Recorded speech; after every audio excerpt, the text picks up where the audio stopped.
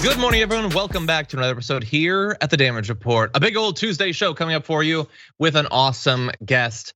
Bridget Todd returns. Bridget, how's it going? Good. I'm so excited to be here again. It's been way too long. It has been a long time. I hope that we have some good times ahead, some good news. I think we have a little bit of light news. I tried, but anyway, it has been a bit since you've been on. You are, of course, the host of a podcast. Tell us a little bit about what you've been talking about recently. Yes, I am the host of iHeartRadio's podcast, There Are No Girls on the Internet. And we've been having all kinds of fun conversations about all things tech, things like disinformation, propaganda, and media manipulation. It's a lot more fun than it sounds. I realize that description made it sound very dark, but truly it's about how the internet functions in all of our lives and how it can be used for both a tool for good and a tool for bad. So a lot of the same kind of conversations y'all are having here at Young Turks. That's awesome. Yes. I don't remember the last time we had a talk about how it can be used for good necessarily. I'm sure there's got to be something though. So everyone head over to There Are No Girls on the Internet and you can find out what the good side of all of this is. But anyway, thank you for being here. Thank you everybody that's out there watching, regardless of what platform you're on. We appreciate you being here as well. And if you wouldn't mind hitting the like button and sharing the stream so that people know we're live, that would be awesome. As we go through this, we're gonna be taking a few breaks, and during those, we'll be responding to your questions, super chats, concerns, all of that. If you wanna send in messages, wanna start off by welcoming new YouTube member at Tier 2, Derek Graham, the Penguin Dragon. Thank you for being a member. At Tier 2, you get access to the weekly top 10 list that Francesca Fiorentini and myself do. This week, we had a request from a viewer to talk about, they wanted us to take stock of our lives and go through our top 10 time sinks, things that we spent, like not like work and stuff like that, but stuff that we probably put too much time into, and we did, and I am now horrified at the state of my life. So thank you to the viewer, Zuna2, who suggested that. Anyway, with that, Bridget, you ready to do this thing? Let's do it. Okay, everyone, hold on to your butts. It's gonna start off kind of dark. Dr. Fauci is back with another prediction about when things might be back to normal. Take a look. That if we can get through this winter and get really the majority, overwhelming majority of the 90 million people who have not been vaccinated, I hope we could start to get some good control in the spring of 2022. I didn't mean the fall. I misspoke, my bad. Okay, so he had been asked about like his previous comment that the fall of 22 would be the time, and that was his bad. He just meant the spring. But that's still really bad, I feel like we're launching towards 2 full years, Bridget. And I have a lot of little tidbits of news about how things are going and everything, but it's been a bit since we talked about this. And during the interim, we're launching into another wave, at least in certain parts of the country. So what do you think about what Dr. Fauci had to say there? I mean, I respect the fact that he gives it to us straight, that he misspoke and it's looking more like spring 22. It's a lot to take in. I mean, this sounds so kind of quaint now, but I still remember back in the day when I was like, oh, this is gonna be 3 months tops, like that was the longest I could conceptualize, lockdowns and all of this. And spring 2022, I mean, that's a lot, that's not nothing. Yeah, and like when, I think when we were early on, I originally thought it'd be like 2 weeks or whatever. And when we started to think about, oh my God, maybe this will last a really long time. That, for me at least, I think for a lot of people was pre-vaccine. And so it was, what can come to save us? But now it's like, no, we have everything that we need. We're very lucky as a country that we bought up like the whole world's supply of vaccines, refused to give it to other countries. And so they're here. And we just like can't convince people to actually take them. So I don't know, in some ways it's a little bit darker. Like we individually might be better protected, with vaccines and stuff like that. But as a country, we're just looking out there and seeing not just continued suffering and death, which is horrible, but what makes it worse is that it's even more needless than it was before. And then that continues to this day. Oh, absolutely. I mean, that's almost kind of, it's kind of a darker story when you start to pick it apart, that we have what we need. Other countries would really, really benefit from having these vaccines. We just can't get people to take them. We can't get shots in arms. And so it is a little bit disappointing when you think about it that way. Yeah. Exactly. Well, look, I want to catch people up a little bit on some of what's going on with the pandemic. So let's see. We got fun stuff like Hawaii's lieutenant governor, who is an ER doctor, says that that they're getting calls. Josh Green is getting calls about ivermectin, even over in Hawaii, so that's fun, the sheep dewormer. Hawaii, by the way, is asking for tourists to stop coming because they don't want COVID imported, which is sort of understandable, I suppose. We had a little milestone hit in Florida. Florida is apparently now the first US state where the daily average deaths over 1 week from COVID are now higher than they were in all of the past waves. So over the past month or so, we've gone through cases going up, and that's scary, and then hospitalizations going up. But there was always that hope that the deaths would not do what they always do, follow 2 to 4 weeks later. At least in Florida, they are. They're now averaging more than 200 deaths a day. But never forget that Ron DeSantis won the pandemic. So that's fun. Let's see. Do I have any good news? Well, 3 Houston area emergency rooms have closed due to the COVID surge. That's not good news. There's a little bit of good news, but again, it's sort of a regional thing. The cases in New York City are now decreasing. The percent positive is heading down. In California and in LA in particular, we're now seeing that as well. So there is a little bit of good news, Bridget, but again, it tends to be certain areas. Like if you're in Mississippi, if you're in Florida, if you're in Texas, it is still very dark times. Oh, absolutely. I mean, I'm grateful to have a little bit of good news where we can find it. But honestly, my heart really goes out to the people of Florida who their elected officials have just abandoned them. I read a poll that said that the majority of folks in Florida actually want mask mandates. They don't want to continue to politicizing COVID protocols probably because it's caused so much death and harm in their state. And it just seems like they have been abandoned by their leaders. And it's really, my heart goes out to them because it's really causing them such distress. Yeah, exactly. Ugh. And again, we have all the tools that we need. We'll just see, will we do it? Oh, by the way, I want to give an update on this because I don't know, Bridget, have you seen the comments that have been now twice now? I believe it's the lieutenant governor of Texas is they've moved on from just the only reason we have COVID is because of undocumented immigrants to saying that Black Americans won't get vaccinated, so they're responsible. So I wanted to just give people accurate information. So overall, across all adults, 69% say they've gotten the vaccine, 13% saying they will not take the vaccine. Black Americans were the racial group most likely to say they've been vaccinated at 76%. Latinos at 71%, white people at 66%. So there's a 10-point gap between Black Americans and white Americans. I don't know if the lieutenant governor or any of the other senior political leadership of Texas is watching. Just wanted to make sure that they had some accurate facts there. Yes, thank you so much for correcting the record. And I think it really speaks to how we've allowed our leaders to manipulate data and numbers, how they've allowed to kind of make Black and brown folks the face of vaccine hesitancy when that's just not the case, and how convenient it is for them to have this scapegoat, to get up on a podium and say like, oh, it's Black folks, it's brown folks, just completely flies in the face of the actual data. So thank you for correcting the record, and I hope that folks in that state are watching so they can actually get some accurate information.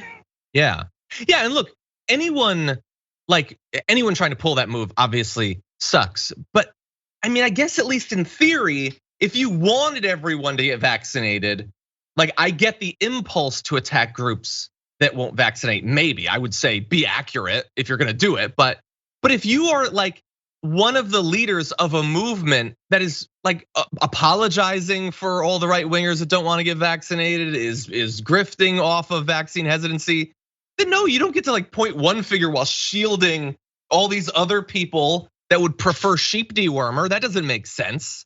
Absolutely, you don't get to blame Black and brown folks for not taking the vaccine one day and then the next day go on TV and downplay the effectiveness of vaccines. You cannot have it both ways, and that's what these people want. Exactly. And look, overall, I would say we should try to be understanding. I go back and forth. I get frustrated. I'm a human. I've lost family to this. So I get frustrated. And sometimes maybe the ways I try to reach out aren't necessarily the most productive, but we should try to be understanding. And I want people to keep that in mind as we get into some of the videos I'm about to play for you, because it is going to be difficult to be understanding when you face some of the nonsense we're about to see.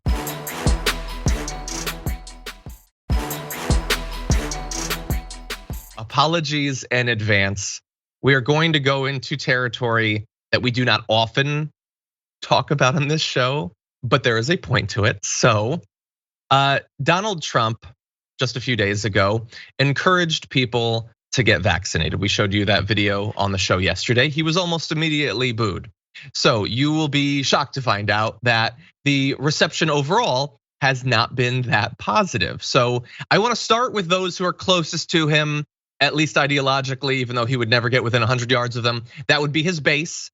So we have some video from, is it Donnie O'Sullivan, Sophie? Sophie's a big stand for Donnie O'Sullivan of CNN. He went to the rally and he spoke to some of the supporters of Donald Trump. And here's what they had to say about the vaccine. Not getting that vaccine. No. Them vaccines are not good, huh? Are you vaccinated? No, but I have a lot of hydrochloroquine and zinc in my house. So have you got your vaccine shot? Nope, don't want it. No? Why? They ain't tested it enough, from my opinion. Yeah. The Pfizer shot is about to get full FDA approval. Would that change your opinion on it at all? Not until they do a whole lot more investigating in on it. Yeah. Nothing's going in me until then. Right. Do you think that would take a long time? About 10 years or so. Trump got the vaccine though. Yeah, they keep saying that. I don't know that. I mean, I'm not fully convinced of that. You don't think Trump got it, huh? I don't think he did. Yeah. I really don't. It is this time where God is separating the sheep from the goats. What are you? I am I'm a goat because I ain't a sheep. I'm not doing what they tell me to do. Bridget, are you a goat? Are you a sheep? How does this break down for all of us? What am I? I don't want them to say because I'm sure it'd be derogatory. But I mean, it's kind of funny that these are some of the same folks who are actively taking livestock medication. So it's kind of funny to say like I'm not a sheep, but I know. I'm more of a pony. So the medicine's a little bit closer to my genetic makeup. I don't know some of the points. And look, I understand if you are going to a Trump rally, you are the core of the base. Fully understand that. Those people are not gonna take it. It is still frustrating, of course, to hear things like, I don't believe he took the vaccine, when he's telling you. She said, they say he's taken the vaccine. No, he said it, not they. You trust him and he said he took it. They don't believe it. Or that they haven't done enough testing, but they'll take the zinc and the hydroxychloroquine and the ivermectin and stuff like that, which doesn't even have the emergency authorization, the treatment, and everything. So yeah, some of the talking points remain pretty frustrating. And look, I understand it might seem as if we're making fun of them, and maybe in some ways we are, but I feel for those people. I don't want people who go to this rally to end up dying. I want them to be safe, and we're trying to reach them. It's just very difficult, Bridget. Oh, absolutely. And I think the fact that one of his big supporters is like, I don't think he got vaccinated. I don't know that. I think when you have someone who is a liar and a demagogue like Trump, it doesn't surprise me that this person cannot trust what he says because he lies. And this is what happens when you let this kind of, political demagoguery and lies into the bloodstream. People don't know what to believe. People don't know what to trust. People don't know how to feel or what's real and what's not. And this is why these kinds of lies that Trump traffics in are so dangerous. And these people, it's easy to be frustrated at them, and I am as well. But like, they have been really dangerously misled. Yeah, they have. And that's the biggest thing. It's that it's the people they trust, the people they support that are leading them astray. And I have an example of that. An example of someone in the media, kind of, who has a great reputation, I'm told, by Donald Trump, regrettably. We are going to be temporarily breaking our ban of playing videos of this person because I think understanding the line in a political movement is important. What line will they not cross for you? Donald Trump is at least sort of implying that you should get vaccinated. Come with me to the vaccine, and they are not taking it. And so here is Alex Jones's response to what Donald Trump said. We got to take him to the woodshed, though, because he came out last week on Fox and Friends and said, I really am suspicious of this booster shot. If this supposedly works so well, why do I need a booster shot? Because you got lied to, Trump. It didn't have 98% efficacy. We knew day one it wouldn't work, period. It's a fraud. It'll create mutants. You got chumped. You got signed on to a fraud to restart the economy. I understand why you did it. You believe in science. Except these are bad actors, sir. You believed America could produce a good vaccine. Of course they could have. They didn't want to. They didn't create a vaccine. They created a Frankenstein. CNN snaps their fingers. Jeff Zucker snaps his fingers and Trump clicks his heels and hops up there at attention and says, how high do you want me to jump, boss, on you, Trump? Seriously, hey, if you don't have the good sense to save yourself and your political career, that's okay. At least you're going to get some good Republicans elected. And, you know, we like you, but my God, maybe you're not that bright. Maybe Trump's actually a dumbass. So that, I mean, look, he's crazy. I know, I've looked into his eyes. It is a swirling vortex of insanity, but he's been a big supporter of Donald Trump. He just called him a dumbass. He said, shame on you. And all it was him saying, here's a vaccine I developed or whatever, you know, give me credit, it's a Trump vaccine. I want you to take it so you don't die. That's the thing that they won't turn on. That's the thing that finally made them question his intelligence. Yeah, I mean, it's a death cult, you know? These people are so committed to these lies that they've been peddling. And I guess I go back and forth of whether or not I think that Alex Jones truly believes the nonsense that he peddles. But this is what it is. I mean, there is no line. I guess this is the line. Trump gently saying maybe people should get vaccinated. It's not like he, went hard for vaccines, just gently saying like, I got vaccinated, maybe you all should too. That is enough for somebody like Alex Jones to completely turn on Trump. Like it's really something. Yeah, that was it. Yeah, he wasn't ordering them. He wasn't saying like, I want you to take off your red hat if you don't get vaccinated. He wasn't doing anything like that. It was so middling, his endorsement of it. Now, look, if you're watching that and you're frustrated, you don't care about what Alex Jones thinks, good, you're still a sane human. But there is a point to this. And it's really that we have these two different groups. You have the core who not only there's not anything coming down the pike that's gonna convince them. The authorization isn't gonna convince them. Donald Trump's personal endorsement isn't gonna convince them. Even at a rally, him saying it isn't gonna convince them. However, that does not mean that all of this is pointless. There's no point in talking about, there's no point in trying to convince people. I get messages from viewers all the time that say that they've finally gotten through to a family member and they're gonna get vaccinated. And overall, I want to now contrast the country's arc with those crazies. So what is actually happening with vaccinations? Well, not nearly enough, but if we look at how quickly shots are going into arms, providers are now administering about 854,000 doses per day on average over the past week or so, which is a significant 75% decrease from the peak of 3.838 million back on April 13th. But if we could bring up this graphic, you'll see that it is trending up over the past month or so. Not nearly, no, if we can go back to the previous one, you're gonna see the trend on a daily basis. Not nearly enough, it is still too slow, but it has gone up a couple of 100,000 doses per day. And as I always say, I have no idea what is leading to that. If it's the news media focusing on it, if it's Fauci getting out there, if it's the authorization, or if it's just, oh God, people all around me are getting COVID, I should take this seriously. But it is going up, and to whatever extent we can make that stronger, that is important. That will save lives. What are your thoughts, Bridget? I mean, I think you're exactly right. I think it's really, in my community, it's been talking to my loved ones and talking to people who have questions. I wanna be clear, I think that we've got two groups we're talking about. People who are never gonna get vaccinated no matter what, okay, fine.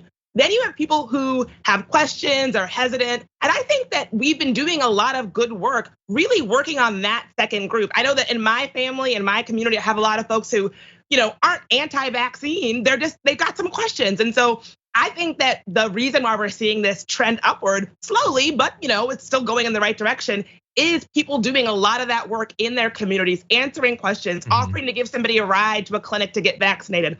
All of that stuff, like if you're somebody in your community who's been doing that, keep it up, because I do think it's really making a good difference.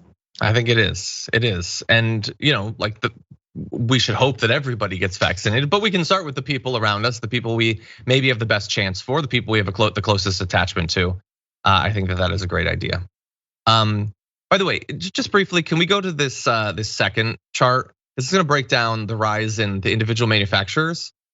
Man, that bad news killed J&J, like we thought that it would. It has been just trending down and down and down. Initially, it shot up because, hey, one shot and you get a whole bunch of protection, but it just hasn't recovered. Moderna's up a little bit. It seems to be mostly Pfizer, and that's probably going to become even stronger now that that has actually received the full approval. But it is depressing that they developed this one-shot vaccine, and man, has a product ever been killed as quick as that, unfortunately? Anyway, we're gonna take our first break. When we come back, we're gonna be changing gears, talking about evictions as well as things like Prop 22, Uber and Lyft and all of that, the fight to get those gig workers to actually have some rights. We're gonna be talking about those after this.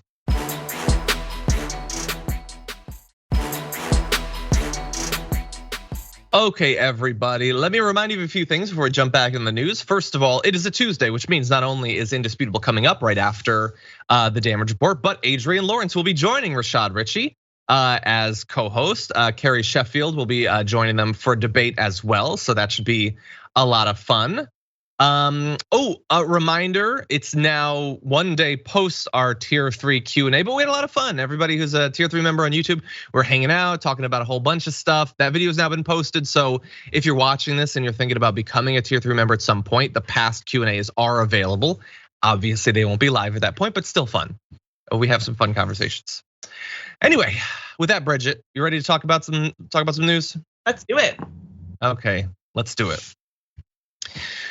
We are still in the so-called eviction moratorium that's gonna last for a little bit more than another 5 or 6 weeks, but there are a lot of issues there, and we don't know how long it will actually in the end last. So I wanna go through a couple different aspects of this, because despite the fact that we got this eviction moratorium, that very much does not mean that people are not being evicted. And it very much does not mean that you can expect that it's gonna last into the beginning part of October, as has been sort of previewed. We will have to see, but right now, the Biden administration just yesterday urged the Supreme Court to leave in place a moratorium on evictions in parts of the country ravaged by the coronavirus pandemic, saying it's a lawful and urgently needed response to an unprecedented public emergency. How urgent? Well, as of right now, according to the US Census Bureau, about 6.5 million renter households are behind on rent. And I will remind you, the eviction moratorium doesn't necessarily do anything about that. It provides a bit of a buffer where you, in theory, can't be thrown out, although we'll return to that point, where perhaps you can get money together to clear that debt. And there is some aid out there. In part, the eviction moratorium is supposed to buy time for states and localities to distribute that aid, but it is not just clearing all of this rent. And so, as has happened several times in the past, even if we get to the October 2nd deadline, I believe it is, October 2nd, October 3rd, we could still end up with millions, perhaps even more millions of American households that are behind on their rent and will then be evicted. And so, we don't even know if we have that long, because right now a coalition of landlords and real estate trade groups in Alabama and Georgia are challenging the latest moratorium. And we'll get to some of the calculations about the Supreme Court. But Bridget, what do you make of this? Yeah, I mean, it really is heartbreaking. I think something about this issue is that we talk about it in these sort of wonky, policy-heavy terms, but we're talking about families, a lot of which have kids. And if you've ever been evicted before, that means if you get evicted, every single time you try to rent an apartment after that, there's a little box in the form that you check out that says, have you ever been evicted before? And now you have to check yes. And so it is something that will follow you around for such a long time and really derail the trajectory of your life. And so it's not just a policy issue. This is people's actual lives, families' actual ability to, provide for themselves and support themselves and have a little bit of stability. And so I really want to encourage everyone to think about the issue in that way, that it's not just about policy, it's about families' ability to provide for their loved ones. I'm so glad that you pointed it out, because it is one of those things that could follow you for the rest of your life. And look, having that follow you at any point that's a very questionable thing that I'm sure a lot of good debates are going on about whether that should even exist. But in particular, if you're being evicted during the worst domestic crisis in the last century here in the United States, sort of feel like there should be some sort of understanding that you should be cleared from having that follow you. Billy points out emergency unemployment is about to end as well, which it's insult to injury. It's more injury on top of injury. And these are crises that are going to intersect. People are losing access to a little bit of the limited extra money they were getting, thus exacerbating the problem with actually paying your rent. Now, here's the thing. Again, we don't know if it's going to go into when the CDC initially announced it for, because back in June, the Supreme Court justices on a narrow vote left a previous version of the eviction ban in place when it was supposed to expire at the end of July. Justice Brett Kavanaugh, who cast the deciding vote, said he thought the ban should be allowed to wind down. But he added that he believed CDC lacked authority and that congressional action would be needed to impose a new moratorium. And it was the CDC, by the way, that ended up extending it. The CDC extended it for most renters until early October. But despite growing concerns about COVID's Delta variant, protections for renters have still been eroded. The previous moratorium had covered the entire country. This time it only covers parts of the country with substantial or high rates of community transmission. Well, the joke's on them because America's not doing anything about the pandemic either. So that's everywhere, basically. It's not, but it's a lot of territory. It's sort of a silver lining on all of that. And so there is a very real concern that Brett Kavanaugh, who previously sided with continuing the moratorium before, might not, because now it's the CDC that did it, and we already know he doesn't like that, and he seemed to have a waning interest in continuing it before. So with so many of these landlords and real estate groups coming at it, the Supreme Court might end up ruling the opposite way. And I will point out, I don't know if you've all noticed this, but I try to stay abreast every once in a while of how the news media is talking about the eviction crisis. And there is a good amount of writing in newspapers around the country. Virtually all of what I've seen is very much on the side of small landlords and those sorts of things. I don't know to what extent there's coordination or if it's trade groups that are sort of like dispatching op-ed writers or whatever, but it really does seem to be slanted in that direction, Bridget. Oh yeah, it wouldn't surprise. I mean, I don't know what's happening here, but I've noticed the exact same thing that you've noticed, and it wouldn't surprise me if there was a lot of behind-the-scenes gear shifting and wheel turning about, like, oh, get your op-ed in the paper. Here are your talking points. That wouldn't surprise me at all, and I think it's really interesting that kind of what they call mom and pop landlords have become the face of this crisis. And I just think that it would be better if we could broaden that conversation to include people who don't necessarily own property, and like the reality that not every landlord is your mom and pop landlord. Like I've noticed the same thing that you've noticed. Yeah, and by the way, I don't want the landlords to lose everything either. The whole point of the aid is supposed to be to clear for both with an understanding of that these are unprecedented times. But I also don't think that like, oh, so you've got a couple of small landlords that you're trotting out. Oh, then I don't care about families, being thrown on the streets. No, I still care. That does not go away. Now, it is still continuing, and so that's the most important part of this potentially. Princeton University's eviction lab found that more than 6,000 evictions were filed last week. Despite the moratorium, evictions are continuing for a multitude of reasons, such as inconsistent enforcement, courts interpreting the ban differently. God only knows how that works. It says you can't evict people. And some landlords actively ignoring the rules in the hopes their tenants won't notice, evicting them and hoping that people won't know that there is a ban on evictions. And so at multiple different levels, it is continuing, in some case, arguably accidentally, but it really does seem like a lot of self-interested actors at multiple different levels are pushing us in the direction of more evictions. And I want to focus just briefly on one more. So full details for this are available at tyt.com. Andy Hirschfeld is the writer who did some great research on this. The last time the eviction moratorium was about to end, we covered it day after day, and everybody's just pointing fingers at each other. Like the Biden administration's like, well, I really think the CDC should do something, and like the legislature's like, I guess the Supreme Court will weigh in. The Supreme Court says, well, it shouldn't be the CDC, it should really be the legislature. Nobody seemed to want to act, and why is that? Well, it's complex. And everyone's motivations can be different, but Andy Hirschfeld has some great numbers here on why some of those involved in this process sure seem to be taking a hands-off approach. And so we're gonna jump ahead a bit on the graphics. Apologies to the director, but Steny Hoyer, for instance, member of Democratic leadership, he took money from several Wall Street firms that have been buying up single-family homes in the last year ahead of the looming eviction crisis. The firms include Vanguard, Goldman Sachs, Carlyle Group, and Invesco. He got $5,000 from Vanguard's PAC, the Vanguard Group Committee for Responsible Government. Love that name. In the most recent election cycle, he took $5,000 from Goldman Sachs in 2020 and every year since 2007. In June, Bloomberg reported that Invesco pledged to invest $5 billion in a management group to buy 20,000 more single-family homes over the next 3 years. Invesco gave Steny Hoyer $2,500 from their PAC back in March. He also took a combined $5,000 back in August of last year. And so, look, Steny Hoyer is just one member, technically, of Congress, but he is a member of Democratic leadership. And we cannot pretend that it is just the small landlords that are interested in the eviction moratorium going away. There are some of the most wealthy individuals and corporations in this country that see it as a potential bonanza.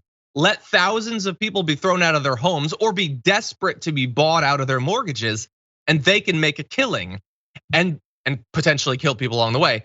And so they have dispatched their representatives to push for that. So if we have another news cycle where everybody's pointing fingers at each other, this is gonna be one of the reasons behind that. Anyway, any more thoughts about all this? No, I cannot recommend people read Andy Hirschfield's piece on tyt.com enough. I read it before we started in this interview, and it was kind of mind-blowing. And it really underscores the importance of following the money and making sure that our elected officials are really out there, supporting the constituents that they're supposed to be supporting and not just taking money and, kowtowing to corporate interests. So I cannot recommend that folks read that piece enough. It is mind-blowing. Yeah. Exactly, yeah, it was great work there.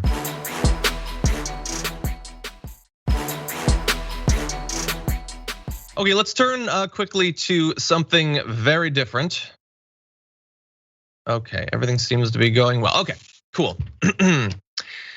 In the last election cycle, California, which is known for its ballot initiatives, had a number that were pretty objectionable that unfortunately went through largely due to a huge amount of money being spent on it. One of the worst was Prop 22, which effectively allowed companies like Uber and Lyft to continue to exploit their workforce and not give them the full status, rights, and benefits of full-time workers, even if they are fighting or working full-time. Now that might at least temporarily have ended because a California judge last Friday ruled that ballot measure exempting rideshare and food delivery drivers from a state labor law is unconstitutional because it infringes on the legislature's power to set workplace standards, and it very much does. Now, in California, if a ballot initiative is rendered unconstitutional, it can't readily be amended because it's a ballot initiative. The legislature can't just pick it up again. It would have to be amended and passed again during a future election, which means that as of right now, it is unenforceable, which means in theory, there is an opening for those companies to be approached perhaps by the legislature, perhaps by court cases to give the sorts of benefits they've been fighting against giving. To give you a little bit more details from the judge.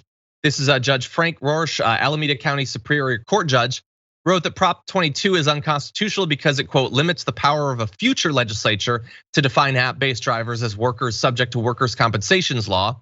That makes the entire ballot measure unenforceable. By including language aimed at preventing drivers from unionizing, the ballot measure also violates a constitutional provision that requires laws and initiatives to be limited to a single subject. That I had not actually thought of. That is fairly clever there. So look, this was really divisive, not just here in California, Bridget, but also because it appeared, and I think there's good reason to think this, that companies like Uber and Lyft and others were using this as a test run to see if they can have similar sorts of measures passed in other states or influence legislatures to enshrine it into actual law. So what do you think about this potentially being knocked down?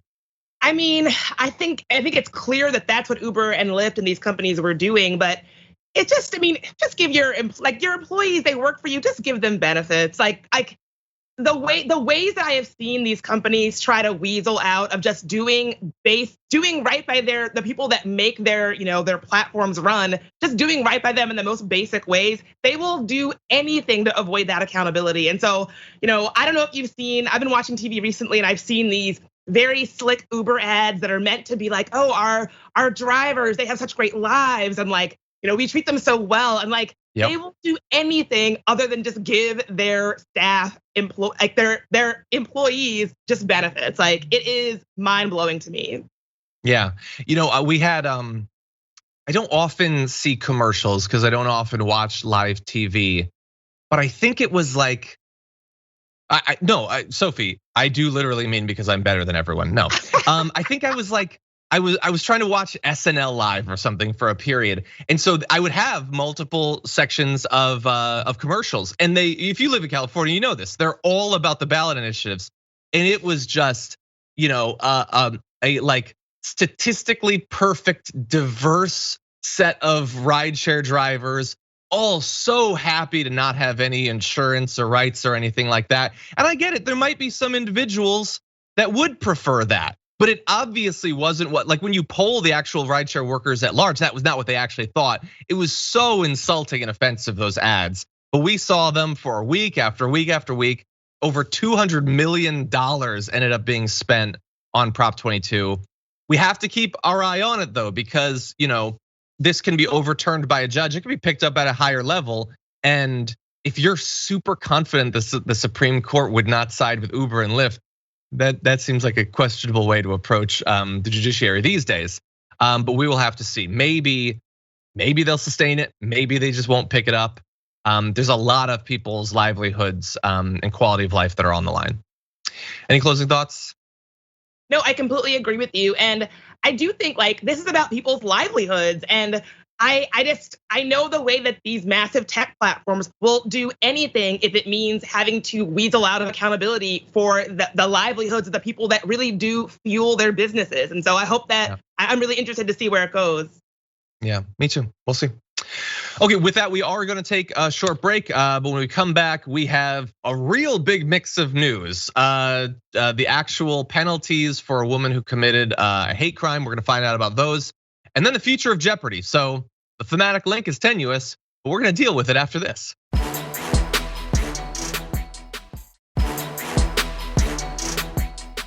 Okay, everyone, I'm gonna need you to hold on to your news butts because it's about to get rough. Okay. We're now finally finding out what is going to happen to an Iowa woman who way back in 2019 told police that she had purposefully ran over a girl because she was a Mexican. She pleaded guilty recently to federal hate crime charges. She had apparently been involved in the immediate run-up to that attack in 3 separate racist incidents back in the month of December 2019. So let's run through a few of those. Footage from the Des Moines Police Department shows this is Nicole Marie Poole Franklin intentionally ran over the leg of a 12-year-old boy who was black and fled.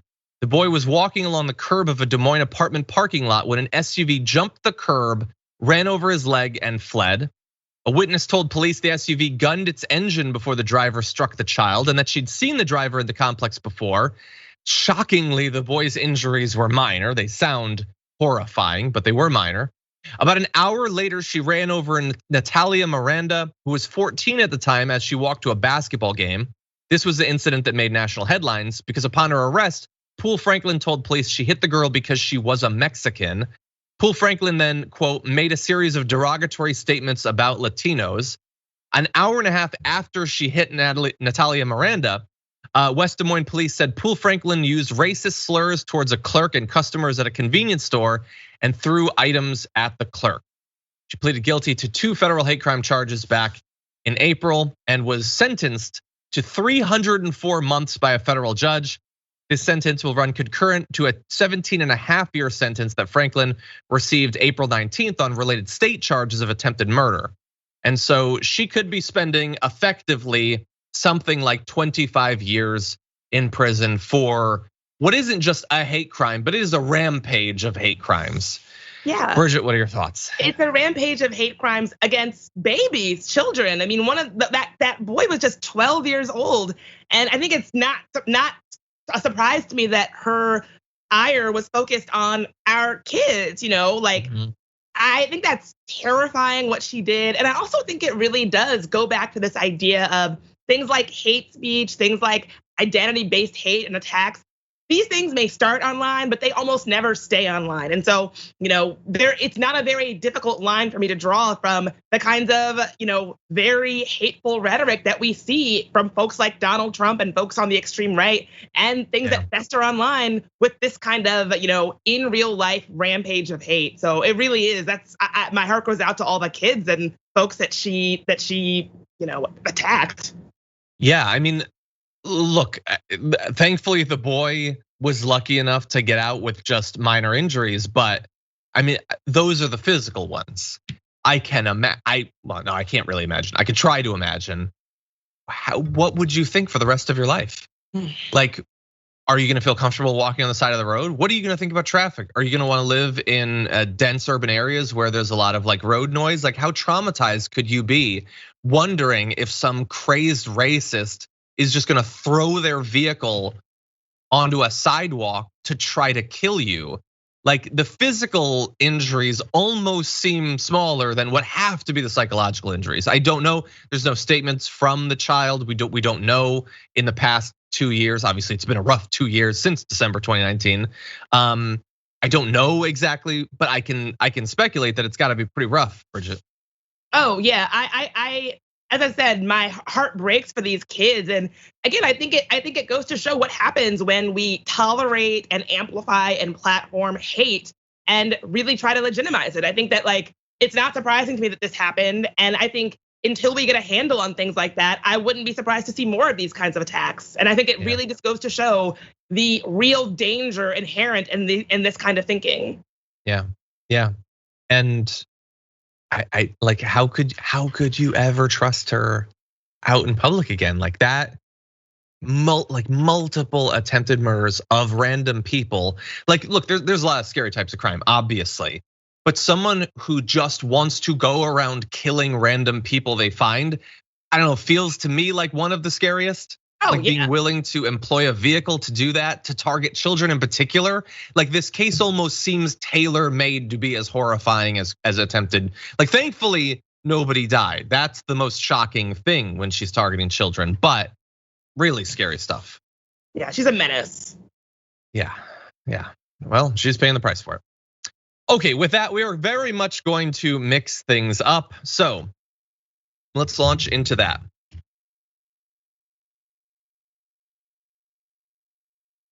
Oh, we don't have a, okay, well, let's launch it up.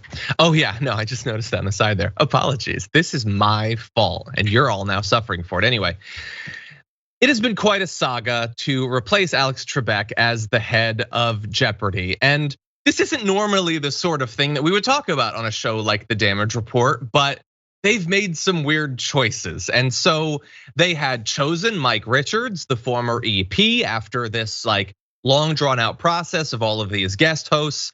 That turned out to be a terrible idea, and he stepped down last Friday after it was revealed that he had made a bunch of offensive and sexist comments on a podcast before. They were shown, the podcast was The Random Show. That was his podcast apparently back in the day. In a 2013 episode, Mr. Richards joked about women who dress like a hooker on Halloween. In another episode, he called his female co-host a booth slut because she once worked as a model at a consumer show in Las Vegas. He described women who wear one-piece swimsuits as looking really frumpy and overweight, and referred to stereotypes about Jews and large noses. There's just a lot of different stuff. It wasn't that long ago, honestly. Anyway, at the time he made those comments, he was serving as executive producer of The Price is Right. And the ADL called for an investigation. Sony said that Mr. Richards would remain as executive producer, I guess. That's interesting. Anyway, so what does that leave us with? Well, he was not the only person that was sort of elevated as a result of this property. On Jeopardy, I get it. Thank you. So actress Mayim Bialik, who is already slated to host their primetime specials and spinoffs that had already been announced, will now serve as the guest host of the next 15 episodes of Jeopardy. That was what Sony announced. And there will be more guest hosts who will be announced as the season continues. So that leaves us wondering, Bridget, who are they actually gonna bring in as the full-time host? So we're gonna talk about this in one moment, but I wanna let people know that we do have a poll. So if you go to 2it.com/polls, who do you think it will be? These are as many options as we can give you, we apologize. Is it gonna be LeVar Burton? Will Mayim Bialik be raised up to full host of all of it? You have Laura Coates, who a lot has come out indicating that Alex Trebek apparently wanted her to be the successor. Will it be Ben Mankiewicz, the guy who I keep boosting for the show, even though the only times he interacts with me online is to own me over something?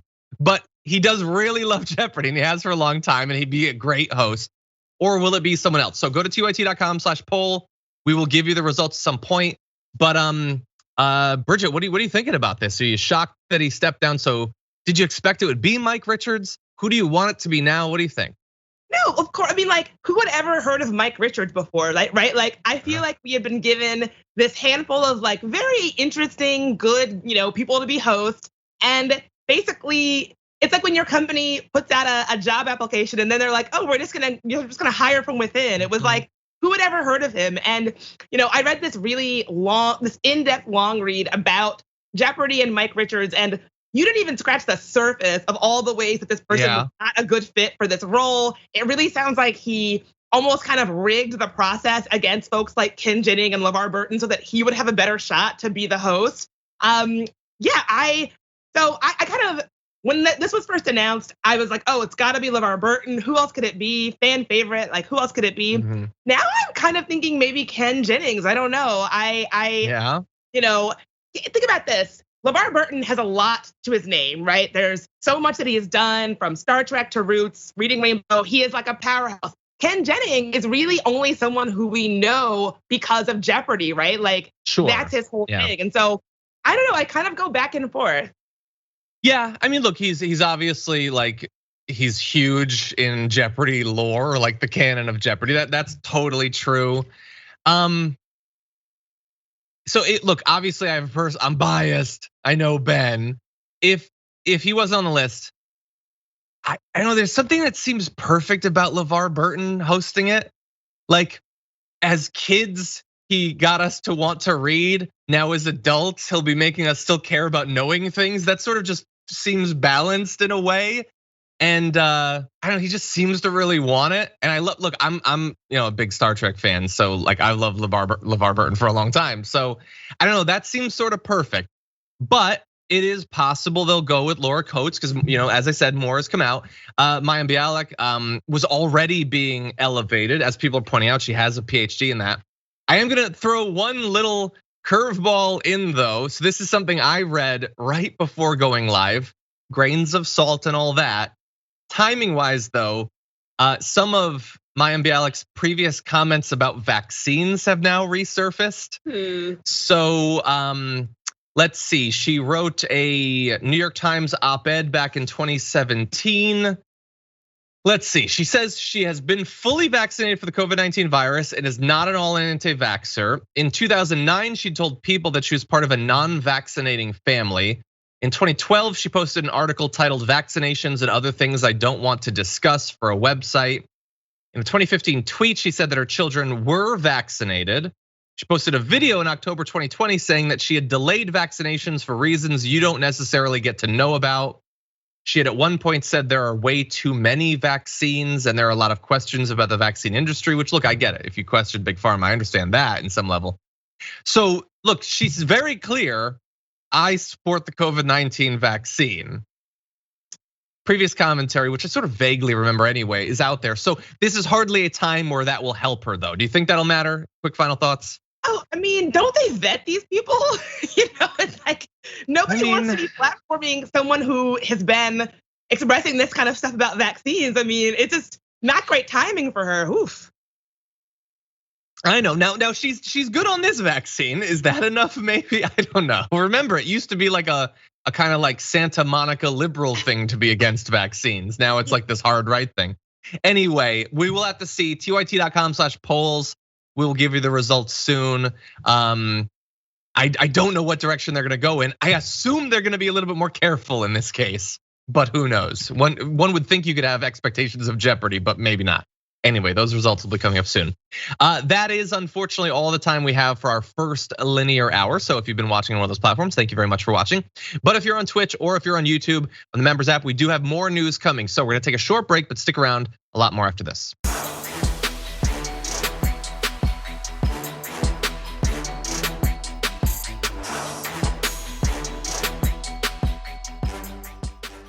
Thanks for listening to the full episode of The Damage Report. Support our work, listen ad-free, access members-only bonus content, and more by subscribing to Apple Podcasts at apple.co/TYT. I'm your host, John Adarola. I'll see you soon.